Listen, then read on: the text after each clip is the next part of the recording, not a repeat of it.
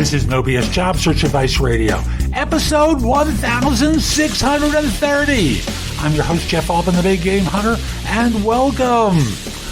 Today, I've got one of those fun shows where someone wants to know, do companies tend to schedule their favorite person last? What do you think? What's been your experience? Leave it in the show notes, okay? Hope you find this helpful. Hope you give it a great review. And with that, by the way, listen to the end of the show. I have information about my services there. I mentioned a couple of newer ones. Hope you find it helpful. Now, let's get going. And I received a question from someone that I thought was terrific. And I know I've asked about this before, and I've gotten answers from my clients. So let me just read what was asked of me, okay? Well, where did it go? There we go. The question reads, or the story reads, I recently took part in a phone interview in which the interviewer said they need to rapidly move forward with the hiring process. 3 days later, I got a call back to schedule an in-person interview. However, it's almost 3 weeks away. Oh, no. My question is there any correlation between the timing of the interview in comparison to those that will attend it in person? In other words, do they schedule the best person last so they can present an offer in hand before the interviewee leaves if their assumption is correct? Okay, great question. So basically what they're saying is there any significance to the order in which they're talking to people for the final interview? And the answer is, most of the time, no. I wish it were different. I wish I could read tea leaves from the scheduling order to know what makes most sense, but there's no correlation, or rarely any correlation. The truth is, number one is, let's look at the scenario. We need to move quickly, and now they're scheduling 3 weeks later. There's a signal about how quickly they think quickly is.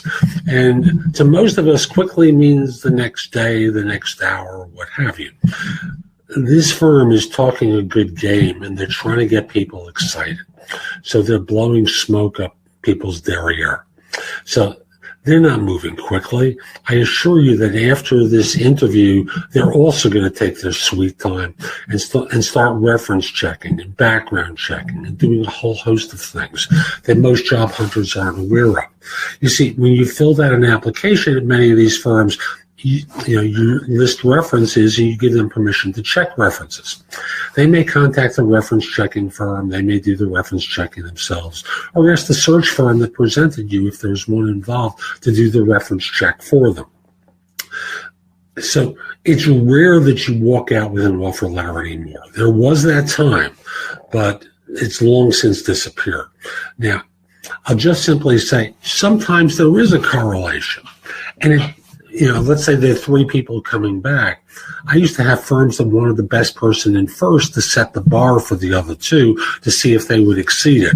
I would have the best person as the last one so that this person could close the deal. And of course, there was the middle one of the 3. That scenario was we send a weak person in first, you have a strongest person in the middle, and then you have an okay person at the end. They pick the tall poppy in the middle, and as you can see, there's all sorts of justifications for the sequencing. There's no definite pattern that can be suggested by this scenario, other than that the firm's definition of quickly is a little bit different than most people's definition of quickly. So that's today's show. I hope you found it helpful. And if you did, here are a few more ways to get more from me. First of all, at my website, which is thebiggamehunter.us, I have more than 7,000 blog posts there that you can watch, listen to, or read that will help you find your next job. While there, if you're interested in one-on-one coaching from me, you can schedule a session, either a discovery call or a coaching session with me by using the button on the home page that says schedule.